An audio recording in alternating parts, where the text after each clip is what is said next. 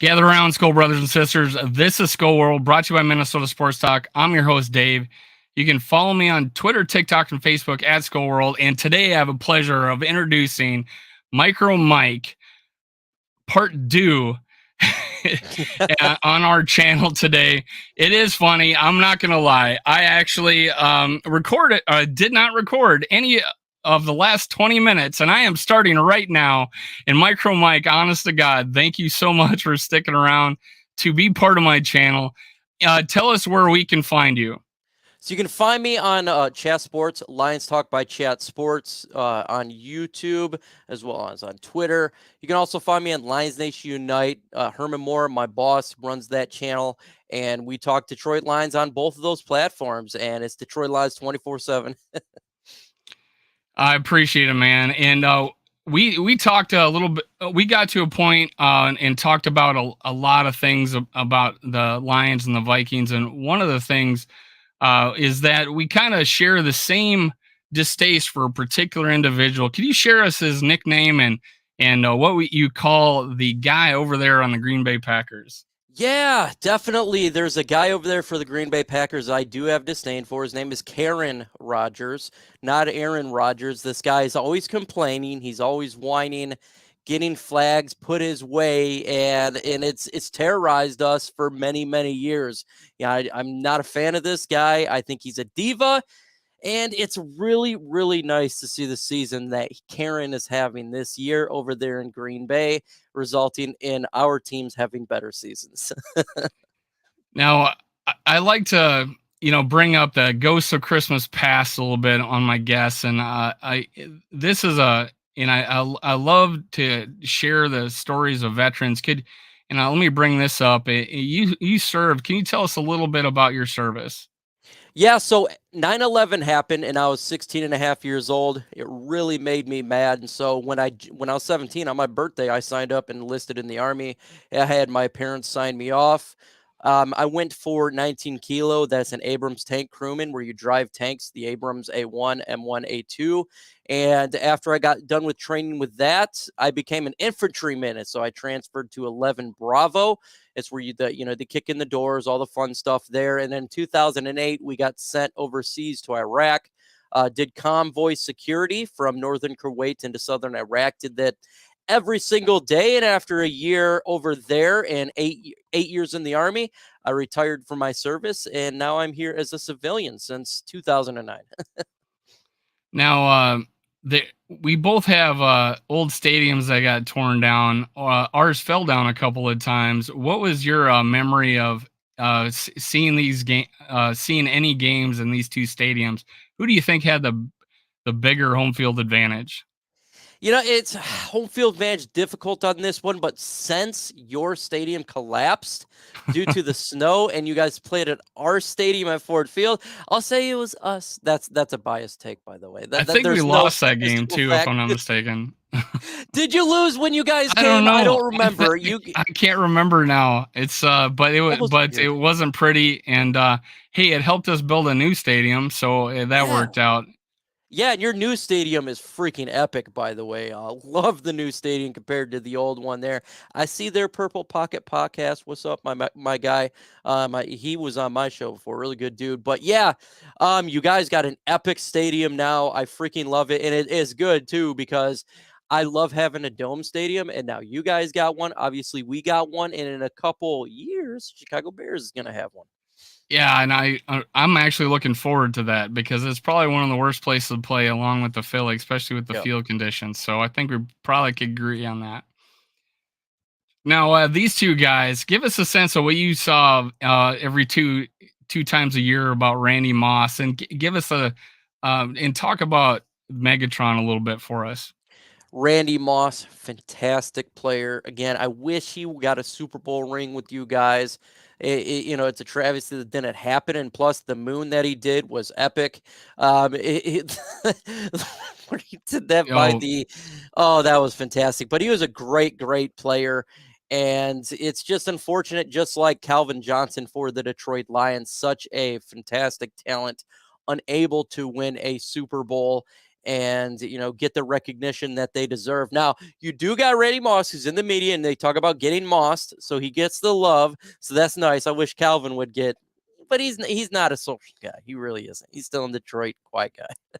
And to now, one of the things, we talked about this off air, is that you got, and I'm not afraid to say that the refs hate you guys. And these two guys had especially Megatron, when he rolled around in the end zone, puts the ball down, and then he gets a no touchdown because he let the ball go as it was touching the ground just to help him up. We've had plays where the push out rule was changed after we lost the playoffs. Tell us a little bit about how the refs hate you guys, and I will agree with everything you said. I don't understand the hatred towards us, but it's 100% actually seen a stat where Detroit is the number 1 ranked F team in the NFL, and it's not even close with the amount of flags. And you said, like, the Calvin Johnson catch, no catch, Golden Tate at the line to score a touchdown, Thanksgiving Day game where the Texans had on a knee, they scored a touchdown. He was down all the way to touchdown. Schwartz throws the flag, and they penalize us even though he was down, because you can't challenge a scoring touchdown. It's just been countless times. And obviously the game where we were at Dallas and Pettigrew got pass interference and they pick up the flag in Jerry's world. And I always say this, I complain and whine about it, but at the end of the day, the only person that can get it done is probably our owner. Going to the NFL and say, hey, we're going to pull some ads if you don't get this stuff straight, because it does seem that there's teams that are favored, like a Karen Rodgers and the Green Bay Packers, in comparison to teams like the Minnesota Vikings or the Detroit Lions that kind of get the bad end of the stick. Let me give some shout outs. As you said, you did do a show of Purple Pocket Podcast. That's where I was introduced to you at. And you've gone on one bar in Lupagus, and you come on my channel, and we really appreciate it. And just give us a little sense of, you've recently maybe have actually done this full time. Can you tell us and give us all hope as YouTubers of what it looks like out there, as far as, you're now doing this full time? What kind of life is that like for you? Well, the grind is real for sure. So anybody can do it. In all honesty, if that is your goal, you'd like to make YouTube your full-time job, all you got to do is continue to grind every single day. It took 3 years for me to get to this point, making a video 6 days a week and or a stream. And, I worked at a health organization for 7 years.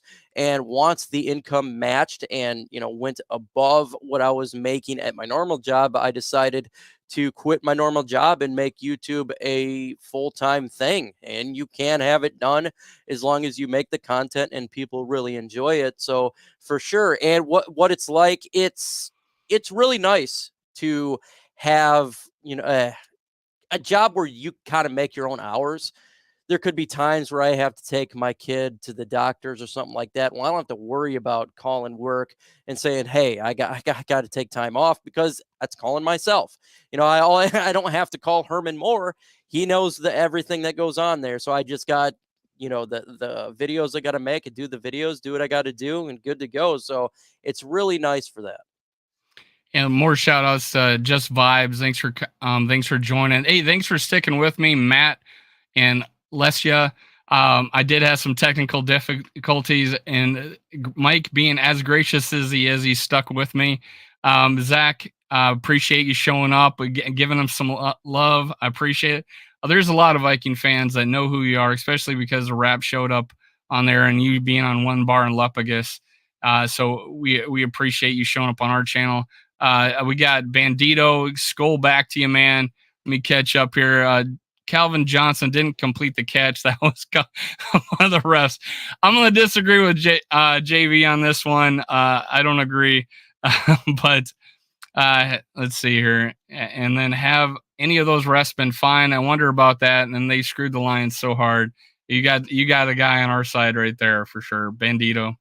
Yeah, look, this is the way I see it, and it's not just for Lions, not complaining, oh, it's just my team, but, you got $1 billion business here where players are held account for just dancing in an end zone. So you're telling me with, money on the line with Vegas and all the ramifications that it is for the NFL, that the refs can get away with ridiculous calls sometimes, and there's no repercussions. I feel like there should be repercussions.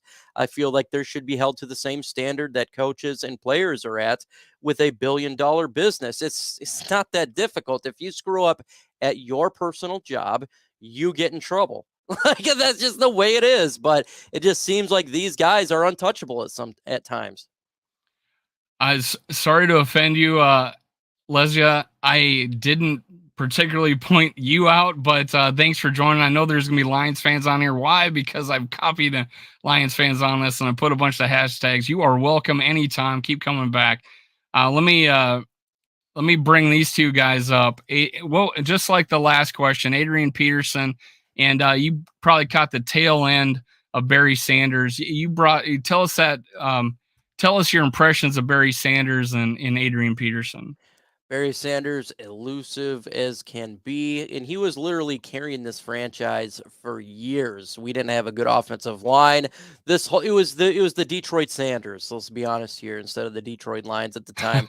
Such a humble, gracious human being. The guy is just one of the greatest all around, and not just football players, but just as a human being.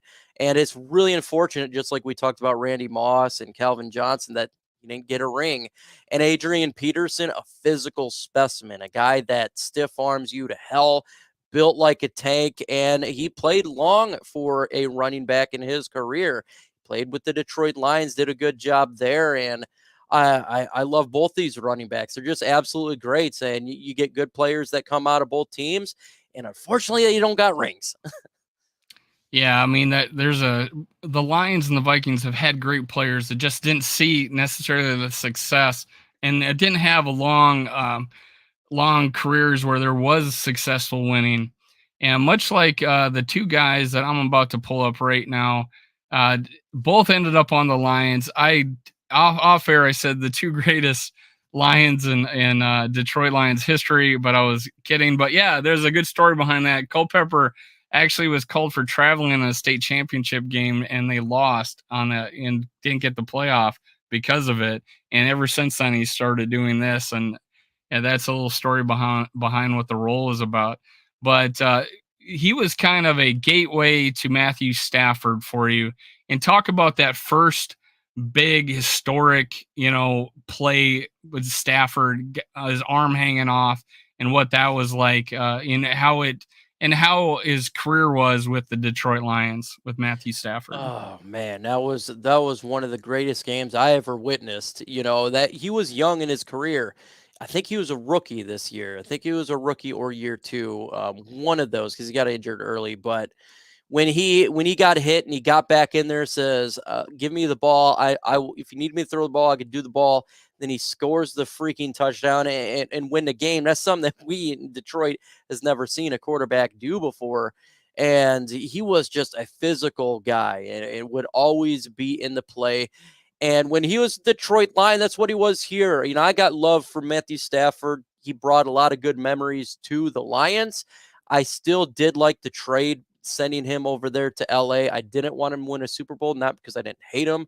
It's because that I didn't want to have the 32nd pick in the draft. But I mean, he's a real good dude. And unfortunately, he's going through the injuries that he is right now. But he should be remembered as one of the greatest players in the Detroit franchise history, at least one of the quarterbacks. He's not going to be Barry Sanders. He's not going to be Megatron, but you can put him up there and be like, this guy gave a lot of Lions fans a lot of good times. Now, let's ask you, who are your favorite players for the Detroit Lions, or any NFL player for that matter? Well, my favorite player here is Calvin Johnson, Megatron. He shouted my family out, my kids out. Real humble guy. To me, it's not all about just what they bring on the field. It's all about what they bring off the field as well. And he's still in Detroit. He works with my boss, Herman Moore. Really, and obviously Herman Moore is one of my favorites as well because he's my boss. So if he sees this, you already know this, man. I talk to you all the time. But I love those guys. And my favorite personal player is Derrick Henry. For the Tennessee Titans, I love his physical attributes that it brings to that team. Physical running back. I've always dreamt of a team that is a punch you in the mouth football team, and he embodies everything that I love in a running back. So Derrick Henry is my favorite player in the NFL. And for me, it's like which kid do you like better as a parent? For me, however, I grew up big Scott Studwell fan, seeing him every week with blood all over his pants and running down his elbows, and just the fact that he was just a tackle monster.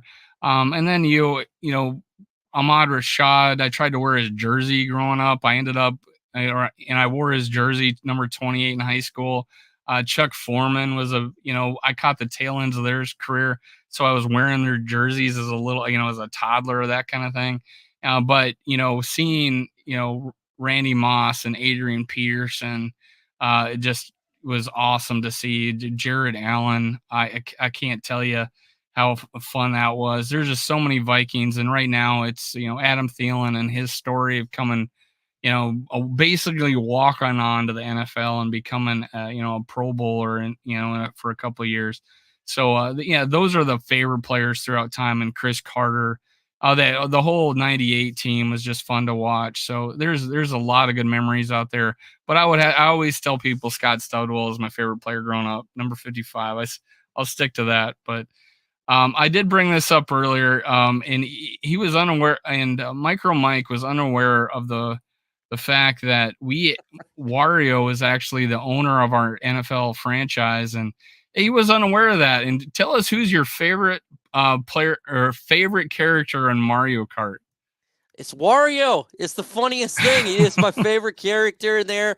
I'm always when I play Mario Kart because I got kids. I'm always Wario. They just apparently I'm a fan of your owner right there because they do look identically the same. It makes me laugh just seeing it right now. But yeah, Wario is my favorite character. Oh, that's funny. We got a fan of Brett Favre here. We did become more fond of him once he became a Viking. I can tell you that, especially the 2009 season. Oh man, that was now a great season. you're a fan of a man from Holland, Michigan, and I want to ask you this question before you go into in depth on this. But who does it better, Little Kirko or Kirko Chains? Oh man, I gotta go with the little guy, the young guy right there. He does a little bit better. You gotta shout out the little kids there. That is first off straight hilarious. That picture, plural, both of them are on there right there. But yeah, I'm a fan of Kirk Cousins. People say, "How are you a fan of Kirk Cousins?" Well, folks, I've lived in Holland, Michigan, and I currently do pretty much my whole life. And I grew up with I went to Westado High School. He went to Holland High School. He dated my wife's friend. My wife's friend dumped him because he wanted to go to Spartan school and play football. That was a really stupid decision by her, but he's a hometown hero here. He donates a lot of money to the Holland Hospital. Where my kid used to work, he would go there and sponsor there. He goes to the gym that I can throw a rock to right down the road. His family is super humble. They're not a rich type of people. They don't act that way. They live just 5 miles right there. He's a local guy who has brought recognition to this town and is taken time out of his day and money out of his pocket to support businesses here and support hospitals. So I definitely root for him on all fronts, except for when he facing the Detroit Lions. Now, you can tell us the lay of the land in Holland, Michigan. Is there a dentist there that specializes in diamond crusted grills that he promised to get when on the Thanksgiving Day game in front of the national media? You promised to get a grill like Justin Jefferson's. Tell us, are there grills, diamond crusted grills in Holland, Michigan? There's no diamond crusted grills here. We got free dentist office. And we don't have that here. So he's going to have to travel either somewhere in Minnesota or he's going to have to go, into Detroit or the Grand Rapids area in Michigan to get that. You're not going to find that here in Holland, Michigan. We're not big. I think it's hilarious. He is totally not that type of guy. This has got to be for a joke. Or for fun, but he's not gonna get it here. He knows he ain't getting it here. And if I see him when I'm at the gym and he's got that on there, I'm gonna call him out for it. That's awesome. Maybe you can put a good word in for me and get him on my show, and this time I'll actually record it from the beginning. Uh, Lesia is this has been my favorite person in the chat ever. She's got so many questions and has participated so much. I appreciate that. Come on anytime. I'm sure you listen to MicroMike. But Randy Moss or Jerry Rice, no bias. I will go over to you first, and then I'll give my purple Kool-Aid answer. I'll try not to be biased, but hey, who do you think was who do you prefer as receiver? Man, it's like, do you want your left hand or your right hand? They're both really good. Jerry Rice was a player that he didn't have all the physical attributes, but he was just the best at the time. But Randy Moss, he had that big play. Like he could just rip the defense off you. I'm going to go Jerry Rice, but I tell you what, if you said Randy Moss, I'm not going to complain because the guy they're two different type of receivers, and one was an absolute burner with hands of gold. So I'll go Jerry Rice, but if you go Randy Moss, I'm not going to complain. So back in the day, the 49ers were the team, and the 1987 of Vikings laid a whooping on them to where they actually benched Joe Montana. I was a huge Joe Montana fan growing up, and they held Jerry Rice down, and Anthony Carter had 220 yards on 10 catches. And I just did a show with Greg Coleman, who was a part of that team, and we that was the strike year, and we beat the Saints 42-10. We sent the 49ers packing, and we lost to the team of destiny that year with Doug Williams and the Washington Redskins back in the day. And Greg Coleman went on to be a Redskin the next year, and became good friends with Doug Williams. And actually, when Greg Coleman was introduced to got the call for the Black College Hall of Fame, Doug Williams is the person that called him to introduce him. So there's some history there. But so as much of no bias as I can, being a San Francisco, liking them as a team and having one of your favorite players be Joe Montana growing up and Jerry Rice, someone admitted to using Stickum. And that was Jerry Rice. So I'm going to have to go with the GOAT. Randy Moss is the best receiver of all time. So that's my lead up and punctuation on who's the best receiver of all time. And hopefully it's going to be Justin Jefferson, and which will go on to the Ghosts of Christmas Present, what we got right now. And I pulled this off of your Twitter handle. I don't know. I think anything on Twitter or Facebook or your YouTube, community is fair game. I got Kirko Chains, and I got whatever this is. Can you tell me who this is? Okay, so this is we got a fan base. It's split right now with the Detroit Lions fan base. We got half the fans that I call them Goff truthers, that Goff cannot do no wrong. He is the second coming. Then you got the Goff haters that absolutely hate this guy and think he's the worst quarterback ever. And so I made this for pretty much the Goff truthers and the Goff haters. Like, oh, okay. There you go. Like, it's a split image there. Me, I'm middle. I don't hate the guy. I'm not in love with the guy, but there's some fans that nothing he can do is wrong at all. If he throws a pass and it's not completed, it's the wide receiver's fault. It's the wind's fault. It's everything else's fault. So that was for them basically saying, "Oh, we so we used to call Adrian Peterson Purple Jesus. So we know what you're talking about. And honestly, I was calling Brett Favre Purple Moses because he was going to bring us to the promised land back in 2009. So I get it. I really get it. And then we got Kirko Chains here. Which of these guys can take the game on? Who do you think is the better? Who's the better closer? Who's the better? I'll go Kirk Cousins here. I think he's the better quarterback. In all honesty, I think he's got a better He's more precise. He can go down deep a little bit better. He's more of a gamer. He's my type of quarterback. Am I biased? Yeah, I'm going to be biased because first off, he's a hero here, but he's also, when I watch him throw the football, it's a little bit better in Jared Goff. Jared Goff, though, he's a good decision maker. That's one thing I really like about him compared to Matthew Stafford.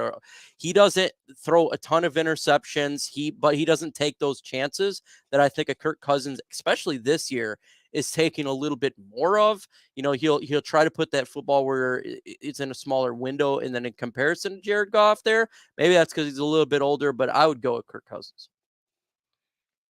Now, here's again, Ghosts of Christmas Present. We got these two guys. These are phenomenal football players.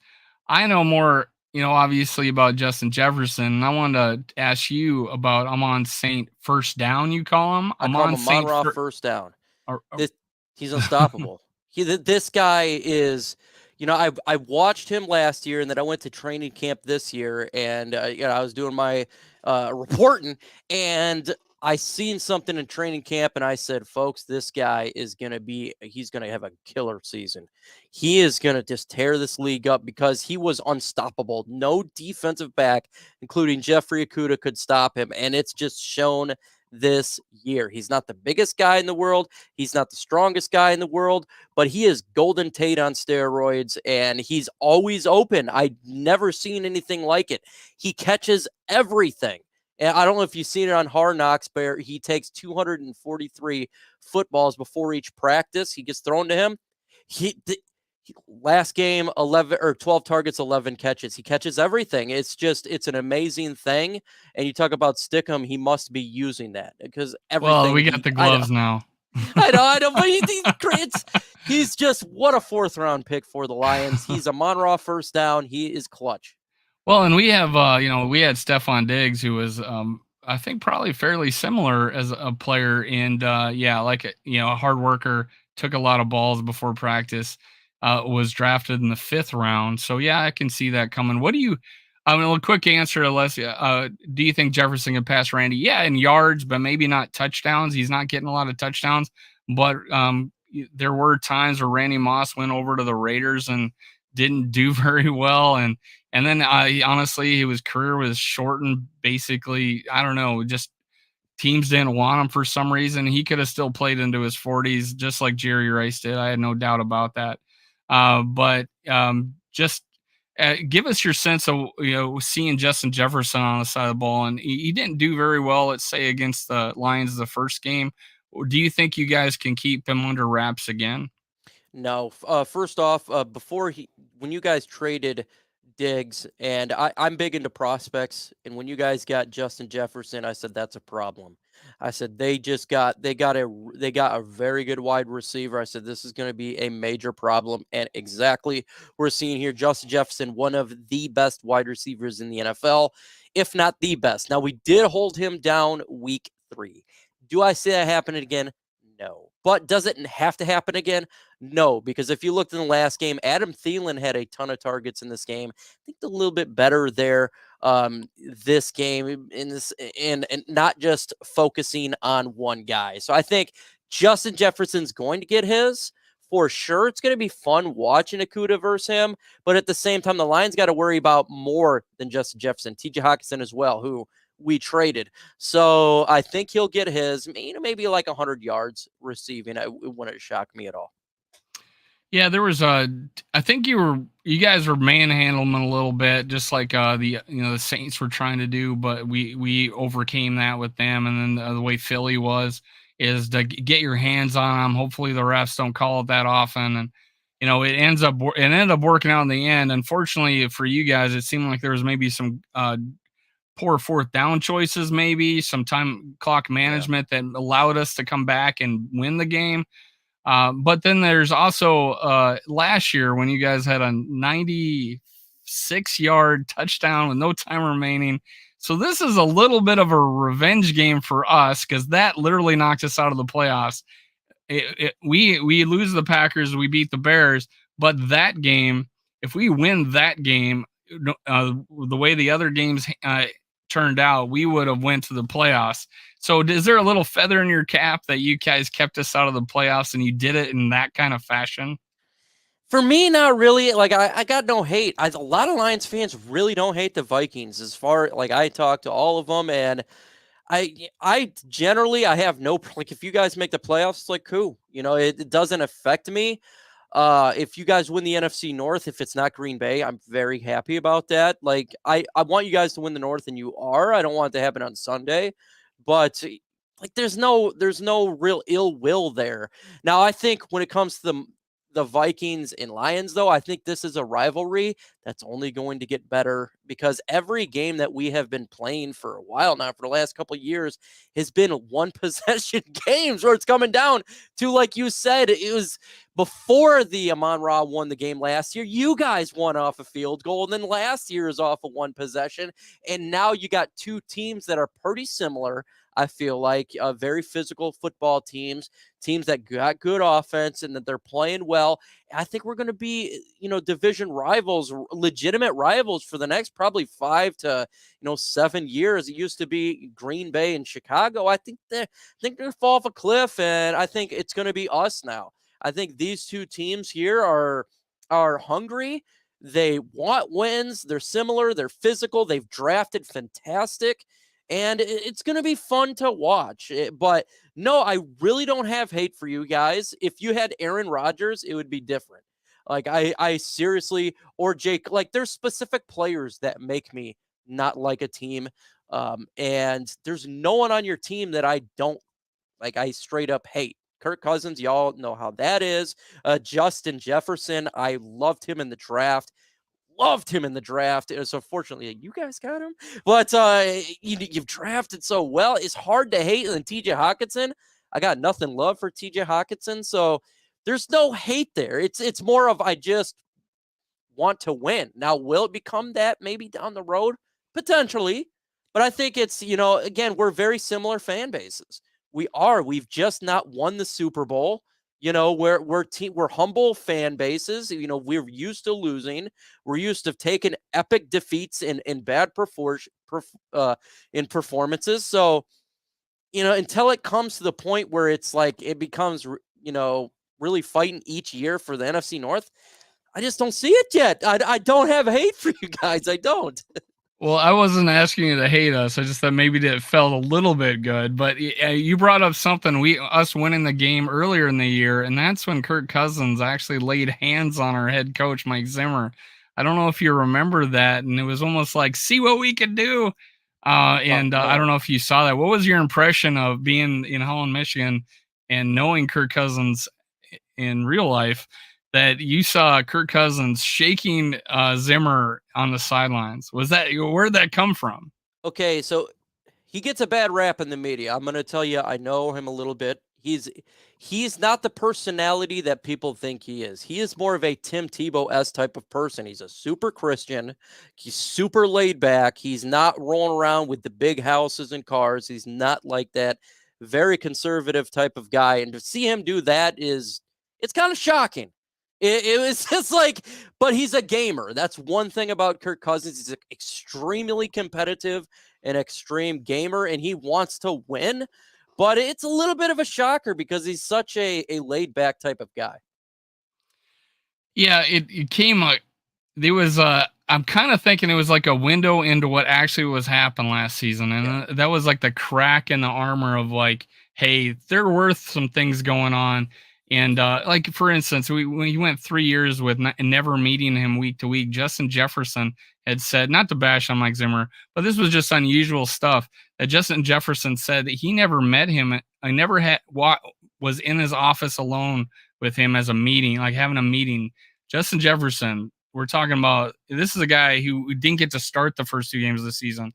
And he says the past 2 years, he never got in to Mike Zimmer's office. And it was like, this is kind of weird. Like, you didn't want to talk to the offense. And I felt, looking back, that we kind of seen what was probably going on with the Vikings. We actually had a really good locker room, and Kirk Cousins talks about it all the time. We had the good locker room. Now we have the wins, and that's why we're having so much fun. I love the fact that you can actually talk from experience of what our quarterback is like, and so people can see into that a little bit because they don't get to see it too much in the media. Him being from Michigan and being a transplant into Minneapolis, so I really do appreciate that, and I think we got a guy thinking you're going 10-7. Does that mean you got to win out? Yeah, we'd have to win out right now. Could we win out? We could. I think it's still obviously I would have that not happening right now. But you have to right now for the Lions fans. It's a one game playoff game, right? Like we got to win tomorrow for the Lions to go to and have an opportunity to make the playoffs, and then you got to win at the Jets. These are the last two games I think that are hard. The Bears, I think we can beat them easily. The Carolina Panthers and then the Green Bay Packers. I think we're better teams than all three of those teams. It's going to be difficult. And I know media's given a ton of love to the Lions over the Vikings here, but it doesn't matter what record our teams are. It's always going to be a scrappy game every single game. So we got to win. We got to win tomorrow for us to do that. We really do. We really, really do. So I got your schedule up here. You got us, the Jets, the Panthers, Bears, and Packers. You know, I'll talk about how you guys are favored over us in a little bit, but these are winnable games. I can see that happening. Is there besides us? Who do you think is your other game that you really got to watch out for? The Jets, I think, anytime you're traveling to the Meadowlands, this is not Zach Wilson. This is Mike White. Zach Wilson is obviously looks like a bust for their quarterback over there, but Mike White's kind of rejuvenated their team, and they got a really good defense. Can the Lions travel to the Meadowlands and beat the Jets? They're no chumps. So that's a question mark. Yeah, we beat the Giants already in the Meadowlands this year, but it's still a very good team, and so you just got to go out there and do it and prove it. And this is how you got here. 4 out of the last 5 to where now you're 5-7 and having an opportunity to possibly make the playoffs, which we saw ourselves do in 2020, and in 2021 was a near miss too. But tell us about this. How you're putting up 40 and 31 points and 28 points. Packers, the anomaly here. How are you doing it? This offense is absolute fire right now. It's one of the best offenses in all of football. You got Jared Goff, like I was saying earlier. He's playing sound football. He's not throwing the ball in harm's way. He's not throwing interceptions. They have a lot of trick plays going on here. It's not the typical run, pass, punt. You don't know what play is going to happen. They could run it, they could pass it. Hell, they'll go for it on 4th down and fake it on punt. So this offense is absolutely high powered, and they do not put the pedal down. They will go from quarter 1 to quarter 4. There's no conservative play here, and that's why you're seeing us have these type of points where we have the most 30 plus point games in the NFL right now at 6. This offense is fire, and that's Ben Johnson. It's Jared Goff. It's the offensive line that's really helping out. And we got a great running back duo in DeAndre Swift and Jamal Williams. Got 14 touchdowns by himself. So, yeah, this offense has just been doing a phenomenal job. And she brought this up earlier, and you talked about it. How did you feel about the Hawkinson trade? I thought it was a win for both teams. I came out and made a video right after. I said it's a B plus move for the Lions, and everyone laughed at me and said, "Oh, your team's gonna fall off." I said, "We don't use the tight end that much over here, and compared to like a team like the Minnesota Vikings that probably use it a little bit more, we're generally more of a team that uses our wide receivers and running backs, and we got a draft pick out of it, a 2nd-round draft pick, and the Vikings they got a player who they can help elevate and win a playoff game, and their goal is to win a Super Bowl." So I think it was a great move for both teams. I really do. And TJ Hawkinson, he wanted to win, and he got to go to a team that's a winning team right now at the Minnesota Vikings. So I think for all parties involved, it's an absolute win. Yeah, I think so too. But my biggest thing is what I wanted was a big receiver, like an outlet type guy that he could throw it up because all our receivers are 6 foot or under. I think possibly Adam Thielen's 6'1". Maybe Justin Jefferson's 6'1.5". But just to get a guy that's 6'5". Now it is a little misnomer that Kirk Cousins loves the tight end when Kyle Rudolph only gets 380 yards in a season. and we haven't had a guy get over 600 yards as a tight end. TJ Hawkinson might get that in half a season with the Vikings. So it's if he turns it up the last 5 games of the season, he might get over 600 yards halfway through a season, right? So that's pretty good. And I think we've kind of given him another weapon, and I think, like you said, it's a win-win for both teams. Now we're still in a, and now here's the ghost of Christmas future here. Tell us about your Lions draft, and I'll tell you about ours. Our draft has been the last 2 years. This last year has just been phenomenal. We finally got a guy that knows how to find players and bring them to this team. We got Aiden Hutchinson, who leads all rookies right now with, I think it's 6.5 sacks. He's got 2 interceptions, a lot of tackles. He's doing everything that you would expect the number 2 overall pick to do. Who's the number 3 rookie in the NFL with sacks? Well, that's our 6th round pick, James Houston. On 15 snaps, he's got 3 sacks. 6th round pick, doing a really good job. Jamison Williams, sorry. This will be his 2nd game. We traded up with the Minnesota Vikings to the 12th pick to get Jamison Williams. He's going to be our deep threat. Now, we're bringing him slowly along. So I don't expect him to have a crazy, game this game or even this season, but each game gets better. And you just look at the Lions rookie class from top to bottom, and they've done a really good job by putting talent on this team. And that's why our team has been winning as well, is this young talent is starting to come into the own. Jerry Jacobs, who we picked up as an undrafted rookie last year, is our 2nd best corner on this team next to Jeffrey Okudah, who was the 3rd overall pick. We got Kirby Joseph, who we drafted in the 4th round. He's got 3 interceptions. He's doing all the tackles in the world, and they're hard hits. He's our safety there. So we're just seeing all this young talent come in here and make a difference. And that's something that has kept this team down for decades, is the inability to draft quality players. And you're seeing it from the Lions, and you're seeing it from the Minnesota Vikings, who I have been giving a lot of credit to. They know how to draft for their franchise, and that's why they're in this position. Now we have had our misses, and unfortunately, usually is dealt with injury. And it's this first draft class. Um, this is how I kind of describe it.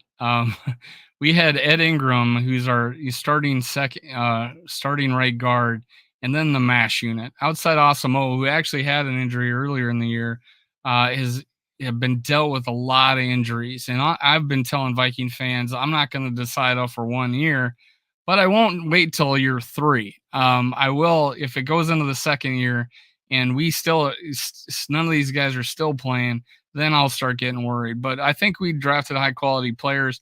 Now you brought up your guy, Jameson Williams. He was if I was going to draft, I was high on drafting receiver because I don't care, best player available. I wanted him. I wanted Jordan Love, and then safety out of Notre Dame. And they all went 12, 13, and 14. And then we traded down to the last pick of the draft. And so there's a lot of Vikings fans were pretty, wanted the pick that you got. I had Jordan Love at 12. I was hoping it would be him because we've missed out on like Warren Sapp back in the day, Aaron Donald. Both guys end up getting rings. So I felt that, after the draft. Now, Lewis Seen's a good player. He unfortunately had a horrific injury. I forget what game it was. I thought it was Philly, but I forget where it was. It wasn't Philly, but I forget what game he got hurt in, but he's out for the rest of the season. Hopefully he'll make it back. Yeah. We got Andrew Jr. that's on the IR. He's going to probably miss the rest of the season. Asamoah is starting to see more time, but barely has got put on defense. So it sounds like your guys are starting to, and then last year's draft class was just decimated with getting the pink slip. So there's a lot to say about how you guys drafted and what's setting up for the future than the way we drafted the past couple of years. And, Darisaw being the anomaly, that was amazing. Justin Jefferson also being a great pick. That's helped out a lot, having that higher echelon type player. And it looks like you guys are headed that way too with some really good picks. Yeah, Lee McNeil, defensive tackle. We got him in the 3rd round last year. He's right now our number 1 defensive tackle on our team. Malcolm Rodriguez in the 6th round this year. He's our number 1 linebacker. Obviously, we got the Penei Sewell, who is our right tackle. He's probably the best right tackle in the NFL right now. I mean, the players across the board has been doing a really good job. And if we're talking about late round picks, early picks, and if you look this year, right now we're sitting at the 4th pick in the draft because the Rams have been really bad. So we're going to have a high Which was a first big round draft pick. surprise, right? Yeah, huge positive surprise for sure. We have an opportunity to maybe get a Jalen Carter or Will Anderson if one of those guys are there, just depending on how the season goes for the Rams. Then we got our own draft pick at 15. Then we got 2 second-round picks. So this team is looking like we get another solid draft. It's going to be a team to compete in the NFC next year. To answer Leslie's question, she's asking if these are the next Purple People Eaters. Not quite the Purple People Eaters. We've kind of tailed off on as far as QB pressures goes with Zadarius Smith. He had played with a little bit of a knee injury, and I think teams are starting to figure out we're not very creative on defensive line or in this case outside linebacker this past few games, thus giving up like 480 yards against the Jets. So yeah, it's not quite there yet. Maybe give us another year, infuse some more personnel in this 3-4 defense. And yeah, like you said, he was going crazy pretty, for most of the season until the last couple of games. But he has been getting after it, and I don't think he'll be held down for long. Now, talking about this game that we're about to play. This is our injury report. This is it. Besides the guys that are out for the season, Jonathan Bullard is out. Harrison Smith had a little bit of a flu situation. Garrett Bradbury, Christian Darrisaw, all are questionable. Now, Darrisaw would make a big difference on our team, but right now, I didn't think he was going to play, and I kind of leaning towards he won't, just because he just got that red jersey taken off like 2 days ago. And I don't think they're just going to put him out there again, especially since he's already been out twice because of this concussion. So I think they're going to be careful. I think that makes a bigger opportunity for you guys to run havoc on potentially depleted line. How do you feel about that? Chris Darrisaw is a very good offensive lineman. He's a good one. So if he doesn't go, that's going to hurt the Vikings for sure because we got Aiden Hutchinson. Romeo Aquara is going to be making his debut on Sunday for the first time since he tore his ACL last year. We got some playmakers that can get after it. So that is going to be a problem for sure. I mean, it's good for us, not for you, but I'm sure you guys will do the chip, and I'm sure TJ Hawkinson will get in there and help out that offensive line as well because he's good at that. Yeah, we started doing the chipping after the Dallas game. We learned our lesson when Darrisaw was out, and then we lost 40-3, and it looked like we decided to put Brandel out there on an island. And since then, we've done much better. Brandel has much more success. So yeah, we have adjusted, and I think it was a rookie mistake by our coach that we weren't game planning to give the offensive line help, or just Dallas was that just freaking good. But here's your first half of your injury report. Tell me like the importance of these players or what the situation is with them. Awasaka, he is a backup. Nothing Okay. there. Derek Barnes is just a rotational linebacker. He's played well, but he's rotational. Chase Lucas is just a backup. He hasn't been on the field. Evan Brown is a backup as well. So he's our backup center. Frank Ragnow's playing in the game, so that shouldn't be an issue there. Will Harris, he's not really that good. I know he's a good game here and there, but who cares? Jeff Rakuta should be playing in this game. He's been sick all week. He should be good to go. Khalif Raymond was sick as well, and Nate Sudfeld, our backup quarterback. Yeah, so they'll be Raymond and Okuda will be playing. You don't want to see Nate Sudfeld play because if he's playing, that means Jared Goff is out, and that means we lost this game for sure. Now, here's a big one. You guys are favored at home against us. We're 10-2. Viking fans are all, and just it's either, and I put the quotes up here. Is it the same old Lions that's going to show up, or is it the Vikings are frauds? These are the two monikers our teams are getting. When you guys were struggling, and not so much now that you're 4 and your last 5, and then the Vikings, we've been hearing that we've been frauds all year long, especially even though we went on like this terror of straight wins, but then got blown out by the Cowboys, and then the moniker came back on, and then you guys get favored, and your coach Dan Campbell, and I'll have you talk about him. He says he was surprised that they were favored. So talk about where the pressure is right now. Is it us trying to win the division, or is it you guys having to win out right now? Is it who's got the momentum, you think, going to this game? Just tell me about your thoughts of the game. First, I think both narratives are ridiculous. First, no, I don't think you're a 10-2 team. That's not a fraud. I would love to be a 10-2 fraud team. By the way, I mean let's be honest here. You're one game away from secure playoff spot. Come on, guys. Yeah, I mean the statistics when you look at the Vikings, it's like they're not everything is number one, but they're +8 in the turnover differential. And they're winning games. That's all. That's the only thing that matters. Same old Lions. We're definitely not. This is a different team than I've ever seen. This is a very physical football team. I compare it to Jim Harbaugh's San Francisco 49ers, a team that's going to punch you from quarter one to the last. We run the football and we're physical. And we hit hard on defense. It has really turned up in the last 5 weeks. You're going to see such a physical football team. So this is not the same old Lions. Whether we lose or win, this is a very physical team. It is not. We used to be a finesse team. I hate finesse. We had Matthew Stafford, Calvin Johnson, where we can put up all these points. But it's just like, this is this is literally black and blue division type of team now. And so I think this game is going to be very physical for both sides. It's going to come down to the last possession. The last possession, who has it wins this game, just like it's always been. So both narratives are ridiculous. And we can let the media speculate why they say all these things.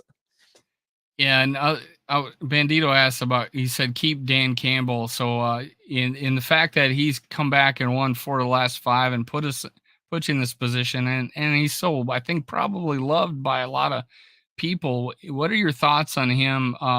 Probably earning his another year type thing, or another possible extension, or just do you feel like he's gotten to that point? He's not going anywhere. People want him fired. He signed a 6-year deal last year to be the Lions head coach, and he is bringing. Wow. 6-year deal. And look, the talent should not match how this team is playing right now. He is literally getting everything out of all these players. We're seeing Alex Anzalone look like one of the best linebackers the last couple of weeks. And this guy he's just a role player. These guys are playing out of their mind, and they're really taking on Dan Campbell and his personality.